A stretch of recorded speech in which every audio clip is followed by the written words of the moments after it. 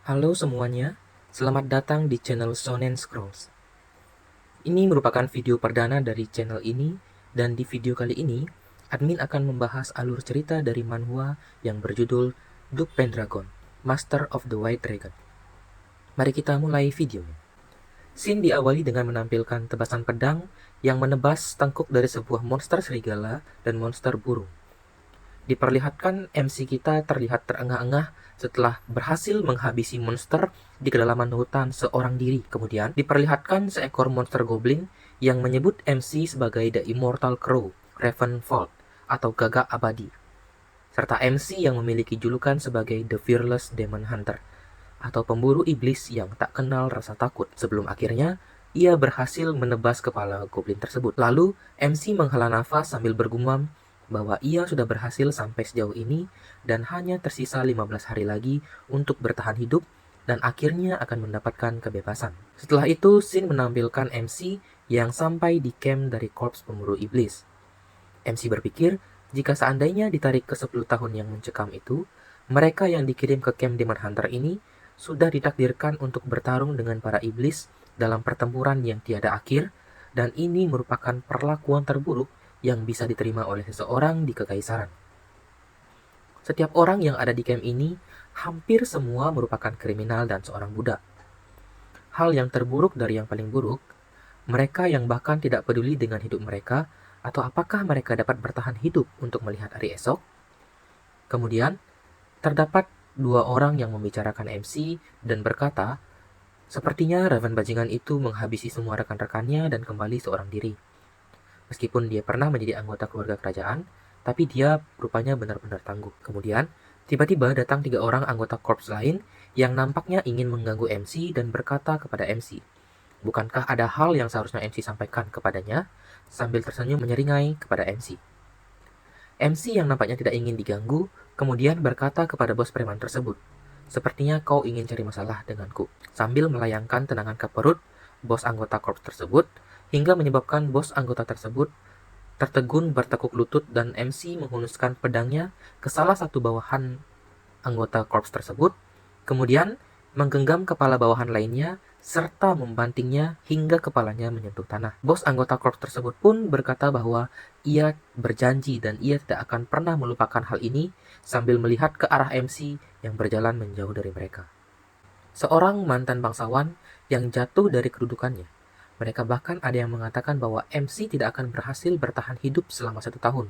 Namun kenyataannya, sang MC kini berhasil bertahan, bahkan sampai menjadi monster di korps pemburu iblis ini selama 10 tahun. Itulah kebohongan yang mereka katakan terhadap MC, dan kebohongan tersebut kini menjadi kebenaran.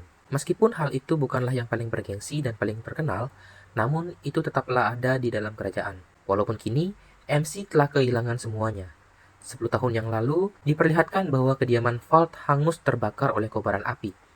Shin menampilkan seseorang yang berteriak bahwa para idiot dari keluarga Vault telah merencanakan pemberontakan melawan kekaisaran. Bukankah tindakan sebodoh itu seharusnya mendapatkan hukuman mati? Teriaknya. MC membantah dan mengatakan bahwa itu semua salah.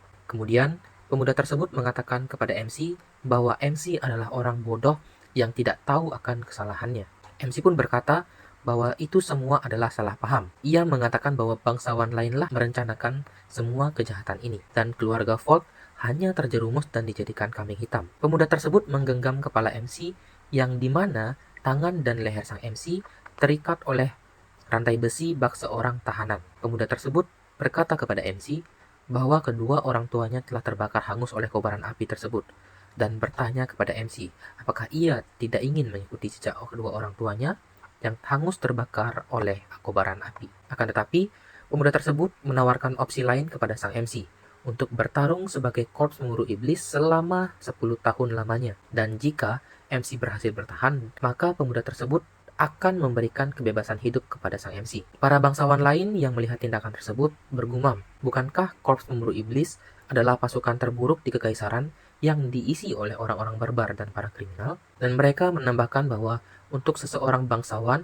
yang dibawa ke tempat tersebut, itu adalah akhir dari kisah hidup keluarga bangsawan Vault. MC berusaha bertanya kepada pemuda tersebut untuk memastikan kalau ia bisa bertahan dan bertarung selama 10 tahun, Akankah ia bisa menjalani hidup dengan bebas? Kemudian pemuda tersebut menegaskan, jika MC berhasil bertahan hidup, maka ia akan diberikan kebebasan untuk melakukan apapun yang dia inginkan selama hidupnya. Dalam hati, MC berkata bahwa ia akan mengambil keputusan tersebut dan ia tidak akan menyerah, dan seandainya jika ia berhasil bertahan hidup ketika menyelesaikan misi tersebut, ia bertekad untuk membangun kembali kediaman bangsawan Folk. Kembali ke masa kini, MC meyakinkan dirinya bahwa hari-hari yang dipenuhi kesengsaraan ini akan berakhir tidak lama lagi. MC mengingat bahkan ketika di hari ia dibawa ke sini, ia sudah bertarung dengan begitu banyak monster tanpa pernah berlatih maupun memiliki pengalaman tempur untuk membasmi para monster tersebut. Namun, ia berhasil untuk bertahan hidup hingga yang ia awalnya sebagai seorang anak kecil, kini dapat menjadi anggota Korps Pemburu Iblis selama 10 tahun. Dengan wajah datar, MC berkata bahwa pembasmian monster skala besar berikutnya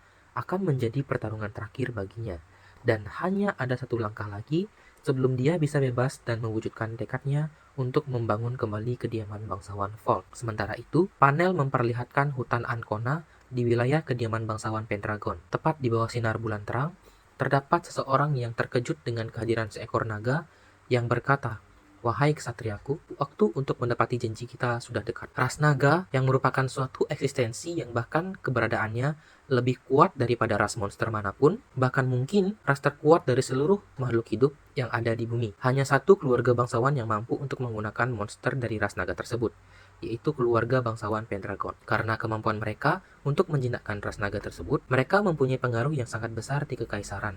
Hal itu dikarenakan mereka merupakan salah satu keluarga bangsawan terkemuka. 13 hari lagi hingga MC diberikan amnesti. Sin menampilkan MC yang mendatangi tenda Komandan Korps Pemburu Iblis. Awalnya, admin kira Komandan Korps Pemburu Iblis adalah seorang kesatria yang tangguh, berbadan kekar, dan berhati yang mulia. Namun nyatanya, Komandan Korps Pemburu Iblis tidak lain hanyalah seseorang yang sama sekali tidak terlihat seperti seorang satria, melainkan seorang pemabuk yang memanfaatkan kedua orang wanita yang tampaknya lusuh dan tidak memiliki apapun yang bernama Baltai. Ia tersenyum menyeringai ke MC sambil menyatakan sepertinya MC kembali seorang diri lagi dan menyebut MC sebagai Raven Folk, si dewa kematian.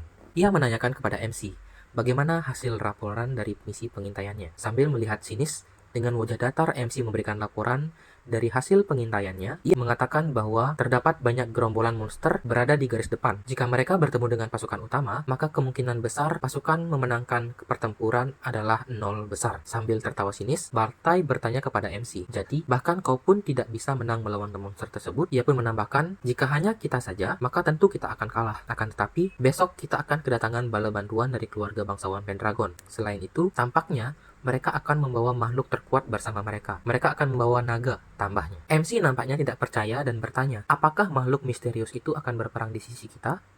Kemudian Baltai menjawab, meskipun susah untuk dipercaya, namun sepertinya mereka berhasil menjinakkan makhluk tersebut dari generasi ke generasi. Seekor naga putih akan menangani monster tersebut demi kita. MC berkata dalam hati, keluarga bangsawan Pendragon. Mereka adalah keluarga paling berpengaruh di kekaisaran dan darah kaisar mengalir di pembuluh darah mereka. MC tidak tahu apakah hal tersebut benar atau tidak, dan ia berpikir bahwa itu hanyalah legenda dan bertanya, siapa yang mampu menggunakan makhluk ras seperti naga sebagai hewan peliharaannya. MC menghabiskan waktu selama 10 tahun bertarung dengan ras monster manapun, tapi tidak sekalipun MC pernah melihat ras naga. Ia tidak menduga jika Baltai akan percaya dengan dongeng seperti itu dan bertanya, apakah Baltai sudah gila? Selain itu, MC mendengar bahwa pendahulu keluarga Pendragon sudah meninggal dan mereka kehilangan cukup pengaruh selama beberapa tahun terakhir. MC berkata kepada Baltai bahwa ia tidak bisa mempercayai informasi ini. Baltai mengatakan bahwa MC tidak bisa melakukan apapun karena ini adalah perintah. Di samping itu, ia mengatakan bahwa MC tidak perlu untuk terjun ke medan perang besok. MC kemudian bertanya, apa maksud dari perkataannya? Lalu Baltai menjawab bahwa ia sudah memiliki ras naga, maka ia akan membiarkan naga tersebut untuk membantai para monster kerucu tersebut, dan MC hanya harus melayani keluarga bangsawan Pendragon saja dan jangan pernah menjauh darinya. MC kemudian berkata bahwa ia mengerti dan akan menuruti apa kata Baltai. Kemudian Baltai menyuruh MC untuk memperkenalkan diri kepada Duk bangsawan masa depan dan berkata bahwa ia akan menyerahkan itu sepenuhnya kepada MC besok. MC lalu mendatangi tenda dari Duk bangsawan keluarga Pendragon. MC membuka tirai tenda dan mengatakan, maaf karena sudah mengganggu, Tuan Muda. Seketika, MC terkejut oleh suara yang ia dengar yang berkata, siapa kau? Dan MC berkata dalam hatinya, suara apa ini? Tampak seperti bukan suara seorang manusia. MC kemudian berkata sekali lagi, maaf karena sudah mengganggu tanpa izin. Apakah MC berbicara kepada Tuan Muda dari keluarga bangsawan Pendragon? Terdengar suara yang menjawab, Benar, akulah Pendragon. Sebutkan nama dan urusanmu. MC mengatakan bahwa ia adalah Ravenfolk, komandan skuad ke-12 pemburu iblis. Ia diperintahkan untuk melindungi Tuan Muda di medan perang besok, jadi ia telah datang untuk melapor kepada Yang Mulia. Suara tersebut kemudian menjawab bahwa itu tidak diperlukan dan menyuruh MC untuk beristirahat sembari bersiap untuk medan perang besok. MC terdiam dan suara tersebut bertanya, apakah MC ada hal lain lagi yang ingin ia sampaikan kepadanya? Lalu sang MC bertanya, apakah Yang Mulia tidak membawa naga? Dan menambahkan bahwa kekuatan api dari ras naga sangat diperlukan untuk perang besok. Suara tersebut menyuruh MC untuk tetap tenang dan mengatakan bahwa ras naga akan datang membantunya esok hari dan meminta MC untuk segera pergi. MC kemudian mengatakan bahwa ia mengerti dan segera keluar dari tenda tersebut. Keesokan harinya, tibalah waktu untuk berperang. Komandan Baltai berseru bahwa Tuan Pendragon akan menunjukkan jati dirinya. Namun, setelah Baltai mengatakan hal tersebut, suasana menjadi sunyi, dan saat Komandan Baltai akan meneriakkan nama Tuan Pendragon sekali lagi, tiba-tiba gelombang dahsyat muncul dan seketika membuat MC harus melindungi dirinya dari dahsyatnya gelombang tersebut. Di balik gelombang tersebut, terdapat seekor naga putih bertanduk dan bercakar emas muncul, dan di sana berdiri seseorang berambut pirang yang mengenakan armor ksatria serba putih dan mengatakan bahwa ia adalah Alan Pendragon dan berseru untuk memulai pembasmian para monster. Berdasarkan pasukan pembasmi iblis, keluarga Pendragon akan memberikan bantuan pada pembasmian monster berskala besar ini. Dengan bantuan dari naga putih, para monster akan dapat ditangani dalam sekejap. Lalu scene berpindah ke lapangan pembasmi monster, tepatnya di padang rumput Lobtin, dan menampilkan monster serigala dengan taring yang tajam. Sambil menghadang monster tersebut, sang MC berkata kepada Tuan Alan Pendragon, "Tuan Muda, saya tidak terbiasa untuk bertarung sambil melindungi seseorang. Jadi, tolong jangan bergerak gegabah," pintanya. Sembari sang naga putih menghadapi monster di atas langit, maka MC akan menangani monster yang ada di depannya sendirian. Sembari mengangkat kedua pedangnya, MC menerjang ke segerombolan monster serigala sambil menebas sang monster dan berhasil mengalahkan mereka semua. Sesaat, MC melihat ke atas langit dan ia melihat sang naga putih membersihkan monster yang ada di atas dengan semburan api berwarna kebiruan yang keluar dari mulut naga tersebut. Kemudian, api tersebut seketika meluluh lantahkan keberadaan monster yang berterbangan dan sekaligus membakar mereka menjadi hangus. Tidak berhenti sampai di sana, sang naga juga menerjang ke arah monster burung,